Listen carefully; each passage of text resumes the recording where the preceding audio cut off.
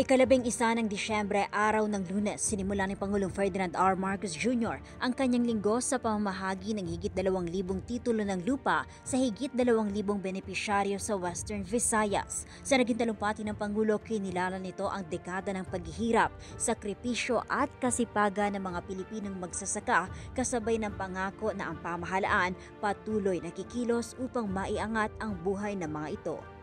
Araw ng Martes, pinangunahan ng Pangulo ang sectoral meeting sa Malacanang kasama ang mga opisyal ng DOST at National Defense. Sa pulong na ito, inilatag kay Pangulo Marcos ang komprehensibong estratehiya na ipatutupad ng pamahalaan na layong pag-igtingin ang katatagan ng bansa sa epektong iiwan ng tumitinding El Niño phenomenon sa Pilipinas.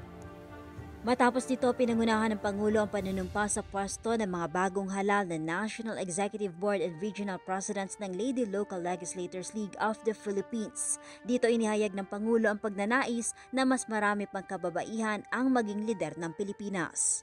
Araw ng Miyerkules, 13 ng Disyembre, pinangunahan ni Pangulong Marcos ang inaugurasyon ng Balbalungaw Small Reservoir Irrigation Project sa Lupao, Nueva Ecija.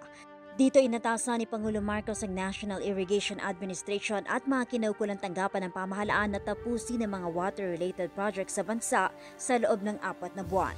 Matapos nito, tumungo ang Pangulo sa Subic Bay Freeport Zone sa Zambales para sa turnover ceremony ng 141 excavators na binili ng NIA.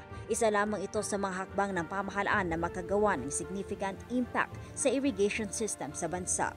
Araw ng Huwebes, idinao sa ika-12 NEDA Board meeting sa Palasyo. Inaprubahan sa pulong ang ilang proyekto sa linya ng infrastruktura, ekonomiya at kalusugan na layong pag-igtingin ang buhay ng mga Pilipino.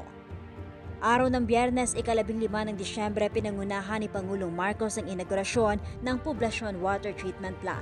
Dito nanawagan ng Pangulo sa pribadong sektor na tumulong sa mga hakbang ng pamahalaan upang tugunan ang banta ng tumitinding epekto ng El Niño phenomenon sa Pilipinas.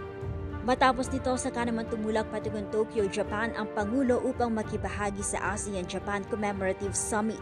Sa departure speech ng Pangulo, ipinangako nito sa mga Pilipino na isusulong ng Philippine delegation ang national interest sa lahat ng engagement na lalahukan nito sa summit. At yan ang mga aktibidad ng Pangulo ngayong linggo katuwang ang PBS Public Affairs Division Team. Ito si Raquel Bayan para sa Radyo Pilipinas.